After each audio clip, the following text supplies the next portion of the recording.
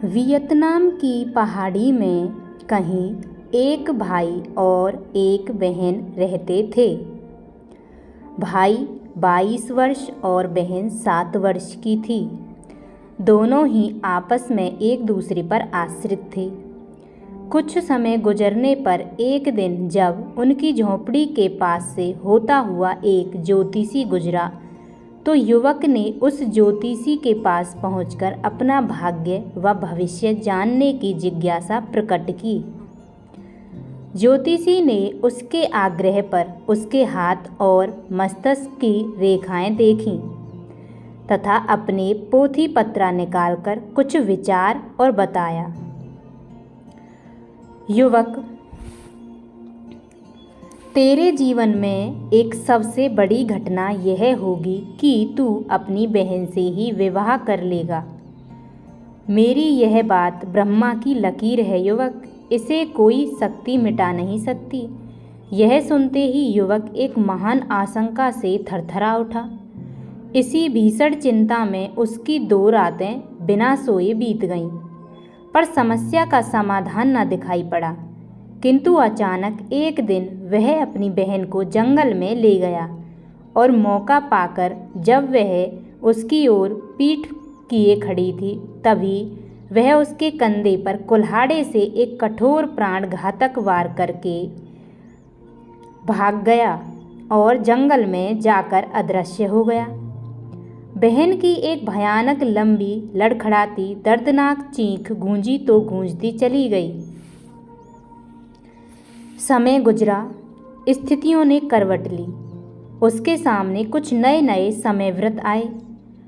बात आई गई हो गई। युवक के मस्तिष्क को अब कुछ कुछ परेशानी का एहसास होने लगा, किंतु उसकी बहन की वह पीड़ित करने वाली चीख जब तक अचानक आकर उसके मस्तिष्क को झकझोर जाती थी और वह उस स्मृति से सिहर उठता, आंखें मीच लेता और कानों में अंगुलियां ठूस लेता। उसे लगता कि उसकी बहन की चीख, उसके कुल्हाड़े के आघात की स्मृति उसे चारों ओर से कौंध कर अपने में समेटे ले रही है। अतः मैं इस सब से मुक्ति पाने के लिए उसने एक व्यापारी की कन्या से विवाह कर लिया और उसी आनंद के पीछे अपनी अतीत की कटु स्मृतियों पर पर्दा डालने का प्रयत्न करने लगा।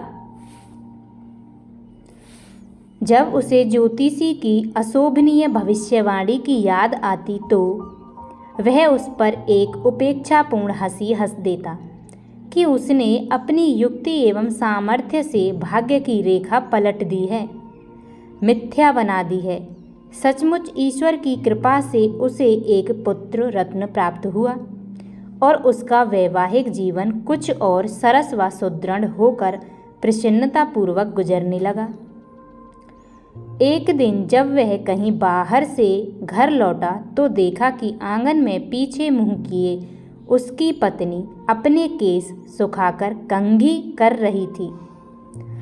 जब पत्नी ने अपनी गर्दन पर लटकते केसों को ऊपर की ओर झटका तो युवक की निगाह उसकी गर्दन के सटे हुए एक बहुत बड़े घाव पर उलझ गई और उसके विभ्रांत मस्तिष्क से धीरे धीरे एक चित्र उसके चैतन्य के समक्ष उभर आया और उसने तुरंत अपनी आंखें मीच ली,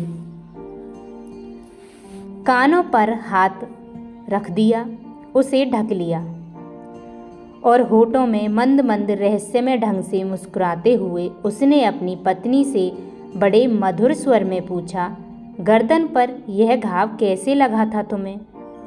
पत्नी ने लज्जित और संकोच भरे शब्दों में अपनी कहानी यूँ सुनाई, मैं अपने पिता की सगी बेटी नहीं हूँ बल्कि गोद ली हुई हूँ। मैं भाई के साथ रहती थी। अब तो इन बातों को गुजरे 15 वर्ष हो गए हैं। एक दिन मेरा भाई मुझे जंगल की ओर ले गया और मुझे मार डालने की नीयत से मुझ पर कुल्हाड़े का वार कर दिया, पर कुछ फरार डाकुओं ने मुझे बचा लिया। वे डाकू जंगल में इधर उधर छिपे हुए थे। फिर एक सौदागर ने मुझे गोद ले लिया। उस सौदागर की सगी बेटी कहीं गुम हो गई थी। अब आप मुझे यहाँ देख रहे हैं। पता नहीं चला बेचारा भाई अब कहाँ और किस हालत में होगा। पता नहीं वह मुझे क्यों मार डालना चाहता था।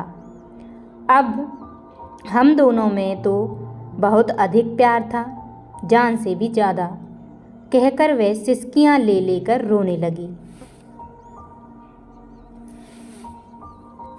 उस आदमी नहीं नहीं, उसके भाई ने उसे पुचकारा तो ढाढ़स बंधाकर चुप तो कराया, किंतु उसी दिन से वह जिस भी चीज़ पर नज़र डालता उसे कुछ दिखाई नहीं पड़ता था। दिखाई पड़ता था तो खून और कुल्हाड़ा, और अगर कुछ सुनाई पड़ता था तो वह भी हृदय विदारक एक चीख। दूसरे दिन वह पत्नी से एक काम के लिए जाने को कहकर घर से जो बाहर निकला तो फिर मुड़कर घर नहीं लौटा।